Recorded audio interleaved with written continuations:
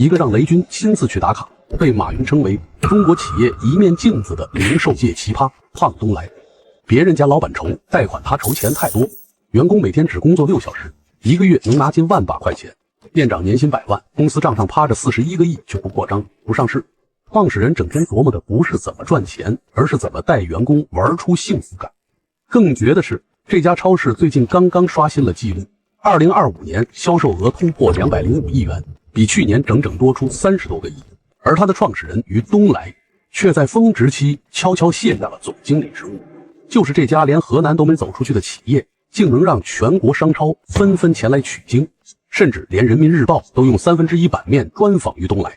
就在前几天，天眼查信息显示，于东来不再兼任胖东来总经理，虽然他还是董事长和实际控制人，但多名高管也同步退出董事会。消息一出，不少人猜测是不是胖东来遇到麻烦了，但细看就会发现，他依然是董事长、经理和实际控制人，持有近70%的股份。这场调整更像是一次内部管理重构，而非放手。对此，网友的评论一针见血，东来哥还是那个东来哥，胖东来离不开他。而胖东来今年销售额已突破205亿元，超过去年全年30多亿。而于东来今年3月还说要控分，希望销售额控制在200亿以内，因为太快了，员工就得加班，这才是真正的凡尔赛。别人家老板都在为业绩增长绞尽脑汁，于东来却担心涨太快，员工会累着。更让人惊讶的是，这家不融资不贷款的企业账上居然躺着41亿元现金。于东来对此的解释狠，于东来做企业是社会责任，不是满足家族私利，企业的价值就是员工的幸福。换句话说，在胖东来的字典里，员工幸福比规模重要的多。于东来的人生简直就是一部浪子回头的励志剧。1966年出生的他，初中辍学，卖过冰棍、水果、电影票，挖过矿，一度疯狂想赚钱，却铤而走险，最后不仅赔光，还欠债30万，甚至有过2次自杀的念头。他曾直言自己骨子里有贪婪、自私、心胸小等劣根性。命运的转折点发生在1990年，因接收盗窃来的许昌香烟被警方逮捕，拘留期间他意识到肩上不会掉馅饼，但不甘心的他又尝试倒卖香烟，结果在西安高速出口被检察院和武警截获，标语罚就罚你个倾家荡产，判就判你个永不再犯，让他终生难忘。那一次他负债近30万元。1995年，在哥哥帮助下，他在望月楼接手了一家门店。3月12日，望月楼胖子店开业。经历了诸多挫折的于东来反思过往挫折源于急功近利，追求暴利，决心脚踏实地经营。他坚持真诚待客，质量保证，价格低廉，生意逐渐红火起来。然而1998年的一场灾难几乎将他击垮，因员工遭调戏打抱不平，对方放火烧店，致8人死亡，店铺化为灰烬。事件后，一位陌生大娘赠款2万助其重振，并告诉他，胖东来已属于社会，必须肩负对员工、顾客、社会的责任。从那时起，于东来明白了，做生意不是为了发财，而是为了扛起责任。而后来，他的经营哲学简单的让人不敢相信，把90%以上利润分给员工，明令禁止加班，设立委屈奖，甚至因为顾客举报卫生问题，直接奖励10万元。结果呢？这个傻坏蛋用自己的傻办法，创造了零售界的奇迹。基层员工月薪近万，店长年薪100万，人效达到行业平均的3倍。更让人惊讶的是，这个坏孩子却有着深厚的家国情怀。1996年，他和哥哥、表弟带着卖糖烟酒一毛一毛攒来的2万元，远赴北京捐给国家造航母，还因此被央视报道。说到胖东来，大家第一反应就是高薪，但高薪只是表象，背后的分钱哲学才是关键。于东来的利润分配经历了3次进化，早期利润主要用于还债，1999年将1700万利润的50%分给员工，现在超过90%利润分享给团队。但如果你以为胖东来成功全靠撒钱，那就大错特错了。于东来说的可明白，胖东来的成功不是钱散人聚那么简单，是人性化文化加合理机制加有效运营的完整体系。胖东来的激励机制有3个层次：第一，物质基础，高工资加高福利，满足生存需求；第二，成长平台，星级员工制度，让员工成为行业专家；第三，价值认同，让员工明白工作的意义，而不仅是赚钱。举个例子，胖东来每个部门都有详尽的岗位实操手册，珠宝部手册厚达366页，保洁部也有274页，这些手册都在官网上公开，供同行随意下载。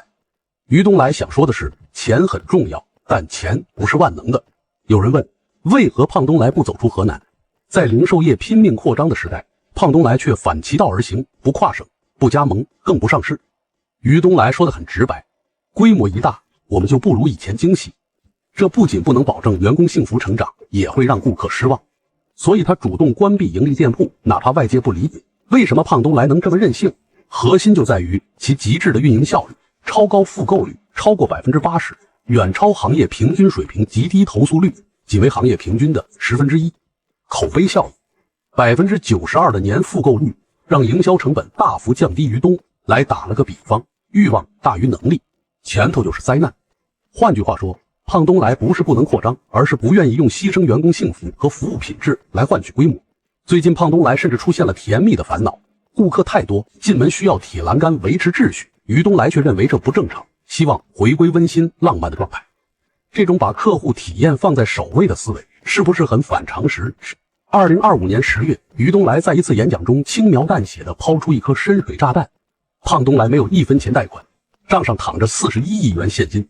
这句话让无数企业家汗颜。在零售业净利润普遍徘徊在 1%、-2% 的背景下，胖东来不仅保持着约 5% 的净利润率，2025年销售额更是一举突破200亿元，用不到10个月的时间超过去年全年。更让人惊叹的是它的单店效益，仅许昌时代广场店今年销售额就达 51.4 亿元，这意味着一家店堪比一家中型上市公司。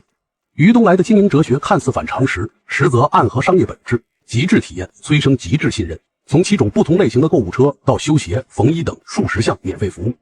胖东来把超市做成了社区服务中心，裸奔式购物赢得人心，联名白酒公开成本构成，服饰区直接标注进货价和售价。走进今天的胖东来，你会发现许多反商业的奇观：员工每天只工作6到7小时，加班甚至会受罚，每年休假40天，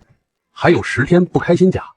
公司设立委屈奖，对在工作中受到顾客或供货商辱骂的员工给予经济补偿。更让人惊叹的是，薪资水平，清洁工月薪可达6500元，远超行业平均水平。2025年1至2月，胖东来员工交完社保后的月均工资为9886元，店长平均月薪78058元。在于东来看来，员工利益最大化是胖东来的核心价值。他常说，你对员工好，员工对顾客好，顾客对社会好，这就形成了良性循环，企业也会向善向好发展。在商品策略上，胖东来同样不走寻常路，其采取低价策略背后是极致的供应链效率。通过自建仓储物流体系，商品配送效率提升，从而降低综合成本。胖东来对商品品质的控制还延伸到最上游，例如为保障食品安全，会对供应商进行严格审查，并建立可追溯体系。更让人惊讶的是，胖东来还敢于公开成本细节，如联名白酒就将成本构成详细标注了出来。这种裸奔式的坦诚，在消费信息不对称的当下，为消费者带来了巨大的安全感和信任感。但就在所有企业拼命扩张时，于东来却踩下了刹车。今年3月，于东来曾表示要控制销售规模，今年我们规划的销售要在200亿以内。他认为，销售额如果上升得太快，员工就得加班，承担更多的压力，这样不免对企业最初的价值观产生影响。然而，市场的热情却让胖东来控分失败。截至11月8日，2025年胖东来销售额达200.35亿元，比2024年全年高出30多亿元。对于上市传闻，于东来更是在社交平台明确回应，没有规模发展规划，更没有上市规划。他在2025中国超市小改大会上解释，做企业是社会责任、社会价值，不只是为了满足家族的私利和体现出自己的身价，企业的价值就是员工的幸福。爆红的同时，于东来也置身于舆论的漩涡，他关于员工私生活的一系列要求引发巨大争议。从员工结婚不允许要彩礼，到不允许靠父母买房买车，再到婚礼酒席不能超过5桌。批评者认为这些规定爹味十足，侵犯员工私人领域，甚至连他的管理风格也备受质疑。新员工培训课件明确将其定义为员工的大哥，胖东来的大家长。但支持者看到的是他打破商业恶习的努力，在高价彩礼、铺张浪费、啃老风气盛行的当下，他试图建构一个更为纯净的小环境。于东来对此的回应很：于东来，我根本不像企业的老板，我觉得自己像家长一样有操不完的心，对待员工更多时候就像对待孩子一样，总想让大家都过得很幸福。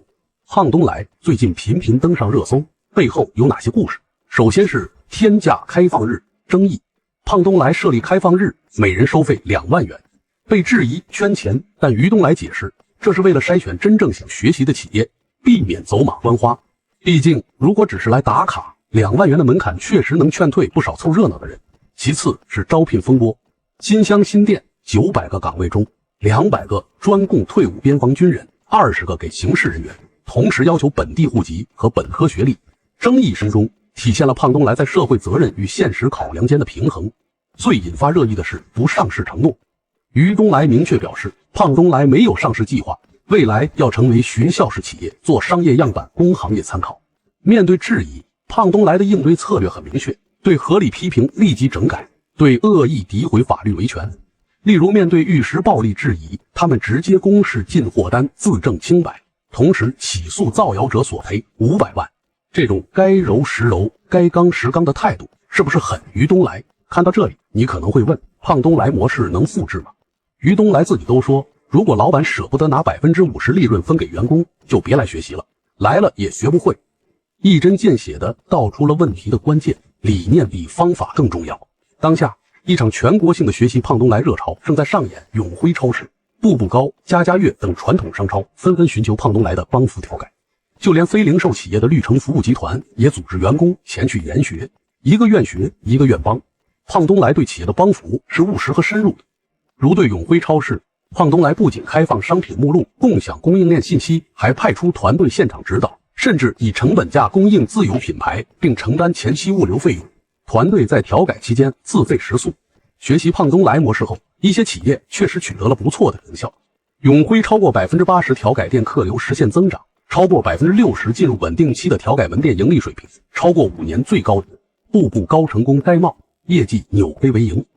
但问题同样存在，有的企业急于求成，照搬表象，有的面临财务压力，有的供应链重塑艰难。如中百集团，虽然门店销售额短期显著增长，但2025年上半年预计亏损反而同比扩大。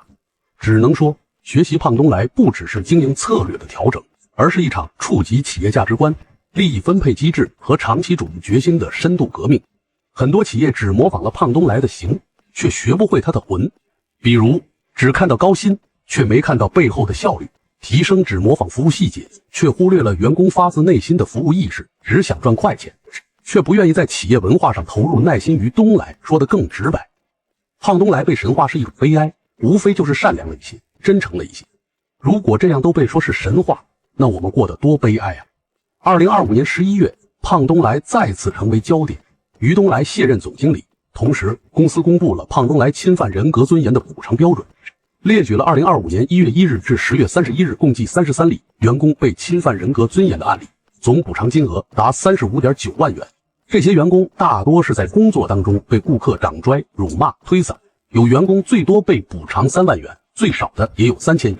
同月，胖东来还发布招聘公告，公开招聘2名中英翻译助理，年薪不低于50万元，要求40周岁及以下女性。咨询电话很快被打爆。从40平米的小店到年销200亿的商业传奇，于东来用30年时间证明了一个道理：善良和诚信从来不是商业的敌人，而是最宝贵的资产。在资本狂热追逐规模的时代，胖东来用205亿的年销售额告诉我们，企业可以不上市、不扩张，但却能让员工幸福、顾客满意、社会受益。正如于东来说的，用真诚换取信任，用信任赢得市场。也许最好的商业逻辑就是回归到人的逻辑，毕竟任何生意终究是人的生意。